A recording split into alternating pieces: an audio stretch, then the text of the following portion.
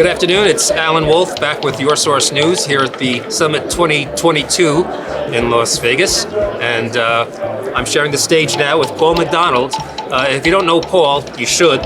He's the point man on our ServiceSource initiative. And you're fresh from a series of seminars yesterday. And I don't know, did you have anything this morning? No, just working the booth on the expo floor. Yeah, how's since you're out there and talking to members, what's the mood of the crowd? It's actually been amazing, Alan. This year, I seem to have more interaction with people that have been to one of my sessions previously, coming up to me and wanting to really dive in and talk about some of the strategies that I shared with the group yesterday. And we're even demonstrating some of the products of the vendors that are partners with BrandSource at the booth. At the booth. And we're finding the uptake on it is really exceptional this year versus previous events. You know, it's funny. I was at an event at the very beginning of the show week. It was a first timers event. New members. Yes, I was there. Well, I met a couple of guys from California, and we were chatting, and they mentioned that they were service primarily, but want to get into product and so forth. I said, well, you know, we're having a couple of seminars tomorrow. You want to check it out? And I mentioned your name, and they go, oh no, let me backtrack. And I said, you probably won't get much out of it since that's your primary line of business. And they go, no, Paul MacDonald, we learned so much. He presented different points of view and different ways of looking at it, different ways of analyzing our operation. And they were like, hats off. So what is it, the magic what is this formula that Alan, I tell people the truth. I tell them the hard facts. I don't sugarcoat anything. I often tell you what you don't want to hear, and it makes you uncomfortable. Jared refers to me as the disruptor, and he challenges me to disrupt the course of action. You know, so many of our members are so busy, they don't have time to worry about their service department. And when they sit in one of my sessions and hear things that make them uncomfortable, it causes them to go back and make change. And the key thing that was a huge influencer for me in my career was listening to somebody else at a convention talk about something that I hadn't tried. And it gave me confidence to go home and try it. So I really believe that knowledge protects our confidence. And with confidence as entrepreneurs, we can do so much more if we have that confidence. So it's upon us to protect our confidence by educating ourselves on how to run a successful service company or a dealership selling appliances. If you don't come to these BrandSource events and learn what your peers are doing, what the industry's is happening in the industry, you are not going to be as successful as if you do come to these events. They are invaluable, priceless, if you want to go to the MasterCard commercial. but to your point, change is scary. It is scary. And often I ask people, why haven't you made the change? You've been in my session 2 or 3 times now. Why haven't you made the change? Paul, I'm afraid to. But then you get folks like Grand Appliance that just went home and raised their prices and had no pushback. To hear him say that in an audience this large gives everybody else the confidence to go home and try it. Mm-hmm. I remember my first convention when I was running my business, Reliable Parts. Yeah, can you talk about that a little bit, your background? I was running my own service company. At the time, I'm going to try to remember, but I started as a self-servicing dealer for Tasco distributors in Toronto, Canada. And I created a service department from nothing. And I started with 1 technician and grew it to 8 before Frigidaire asked me to do it for everybody in the Toronto market. To do that, I had to take the service business I had built away from the dealer and be a standalone self-servicing independent servicer so that I could do work for other dealers and not infringe on Tasco's business. Right. Well, that was so successful that I grew it to 38 technicians, but partway along, somewhere in between there, I was struggling to make money because I'd never learned how to run a successful service company. Well, until recently, there was no rule book, right? Well, there wasn't a rule book, but there was this trade association called United Appliance Servicers Association. And Doug Blockman of Reliable Parts, the owner, called me up one day and said, Paul, you need to go down to this group in the United States and listen to what they're talking about. And I went, and it was in San Diego back in the day, and that's when people were saying, in San Diego, I'm getting $150. I'll just use arbitrary numbers. And I was back home saying, I can't charge that much. There's no way. And then at this event, listening to my peers who are getting that money, I thought, damn it, if he can do it, I can do it. And it gave me the confidence, as I said, to go home, raise my prices, and I never looked back. I never had anybody complain about pricing to me. And I like to run my business up here so that it's profitable. And then when a customer complains, I'll go down and make a dip. Instead of, a lot of folks like to run their business down here to avoid any confrontation. And the scary thing is you're leaving money on the table by running your business down here. Set it where you need to set it, because there is a science to setting service rates. It's based on your cost of doing business. If you don't know that, I don't know how anybody can set a service rate and send a truck out to make a repair if they don't understand what their costs are. Alan, it'd be like me telling you, here's a truckload of Maytag washers. You go sell them, and after you've sold them all, I'll tell you how much I'm going to charge you. Then for we'll them. figure out what the cost you is. can't do that. And it's no different with technicians in a service business. If you have 2 technicians, you are buying 16 hours a day from those 2 gentlemen or 2 techs, whether they're male or female. Okay.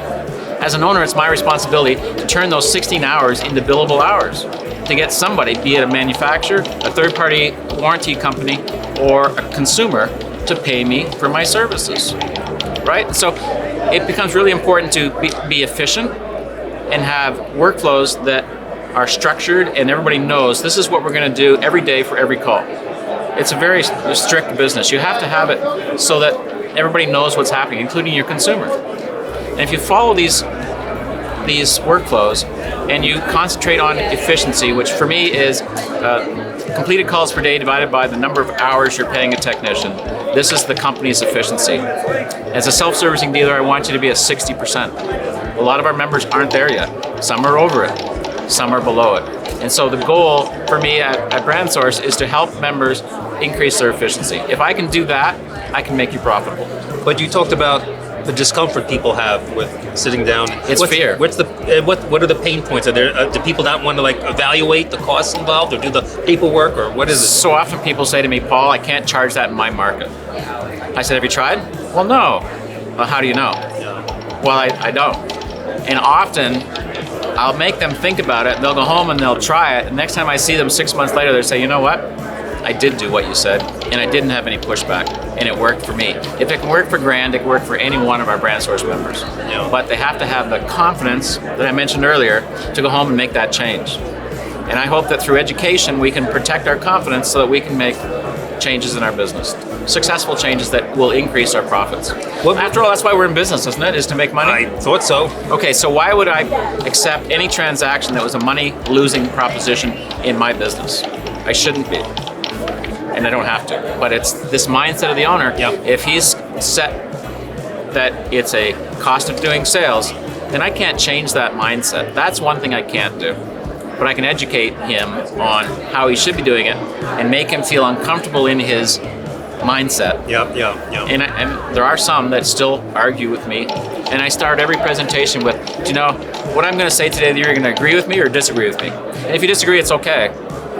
But that's your choice because it's your mindset. Yeah. But if you listen to what I'm saying and just try it, I guarantee you, I promise you, that you will make money. You can make money in service. Was that the theme of one of the seminars? No, but I was really thrilled that this summit was, the theme for the summit is Own It. Yeah. It couldn't have been a better choice of words coming out of the pandemic, and now the excuse over the last 2 years has been, Paul, we're so busy, we don't have time to do anything. Okay, I'll give you that break. But the pandemic is coming, we're coming out of it, there's a light at the end of the tunnel. Now is the time, as Jim Risto said, to maintain that share that we've gained. And to do that, we've got to button down our operations and make sure that they are efficient and profitable. I was talking to a couple of members this morning.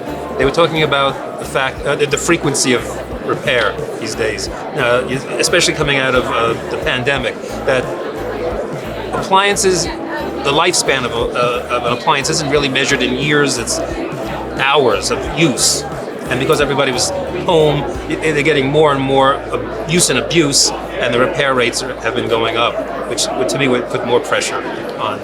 Well, interesting that you bring that up, because today's consumer, if we, for a minute in this conversation, don't talk about millennials, and we talk about our customers.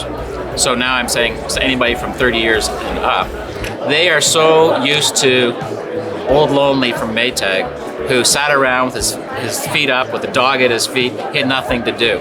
Because appliances back then were built to last long. today an appliance, if it lasts 6 to 8 years, I think you're doing great. Yeah, that's about Unless average. it's a luxury product like a 60-inch Wolf range or a 48-inch Sub-Zero refrigerator. Those are major investments that they had better last longer than 6 years, and they will, because we can fix those. And a consumer will pay almost or any reasonable price to fix a $20,000 stove or refrigerator. They're going to invest in that repair, and that's a good business to be in. But you take a front-load washing machine today, if you get 6 years, count your blessings, because every day after that, 6 years to 8 years to 10 years is a bonus. It really is a bonus. You mentioned parts before, and also I'm hearing chatter about that being a real issue, getting replacement parts. Well, you know, the supply chain issue is worldwide, and it's across all industries and sectors. Chips for appliances are like chips for trucks today. You know, it takes you 6 months to order a truck right now. It takes you months to order appliances right now. And so the logistics of that supply chain issue is impacting parts as well. And I can't get a clear answer whether it's COVID, whether it's labor shortages, or if it's supply issues with manufacturing of those parts. Probably I don't know the above. answer, but I can tell you it's getting better and better. There is light at the end of the tunnel, and I'm encouraged by the state of the economy that Joe Higgins shared with us, that things are starting to open up. We're going back to normal. We're going to see business as it was in 2018 again, but it may not be until 2023, 24. I don't know. I can't predict the future, but I believe, as Joe said, it's going to return.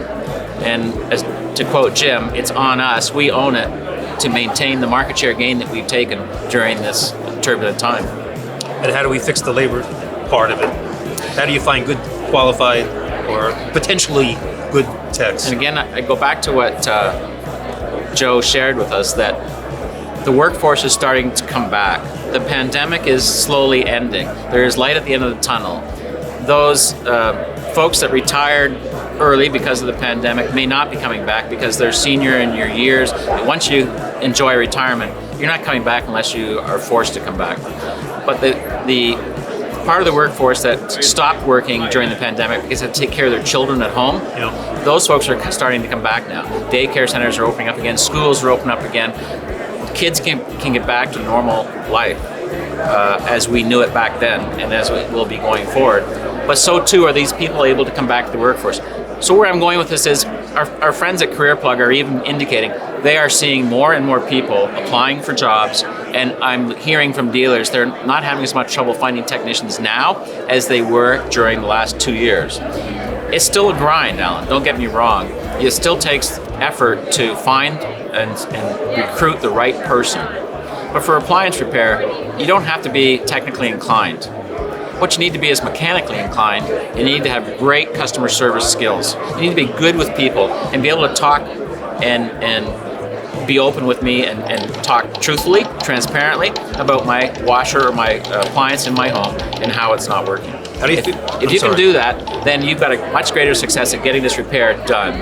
Because I can teach you how to fix appliances in a very short window of time, and you can become successful in a new career that will allow you to have a job anywhere in the world as an appliance repair technician. I can't think of a greater job where I'm in a different home 8 times a day, enjoying a truck with air conditioning and driving around on my own, pretty much running my own show, from 8 till 5, and I don't have the responsibility of all that overhead and ownership. I run my own show as a technician. It's a great opportunity for any young, aspiring person that wants to get into a great industry. And I'll tell you another thing that's really changed is appliances are becoming sexy again. They are. They're becoming sexy again. They've got technology, state-of-the-art technology, and it's attracting the young millennials that like to play games. Now they can play with ways to diagnose appliances through MiFi's on GE or from Wi-Fi's, not MiFi's, but Wi-Fi's on the GE product, where you hold this thing up to the appliance and it tells you, here's all the service information that you need to know, and here's what's wrong and why the appliance isn't working. Boy, it sure makes making repairs a lot easier today than it was years ago. Well, you shared a lot of information with us this afternoon. I really appreciate it, Paul. Any last bits of advice that you can share with the audience before we go? Yeah, what I want to say or share is folks, just give it a shot. There's many proven strategies that do work. You may not think they work, but I can assure you they do work. And all I ask is you go home and you try it.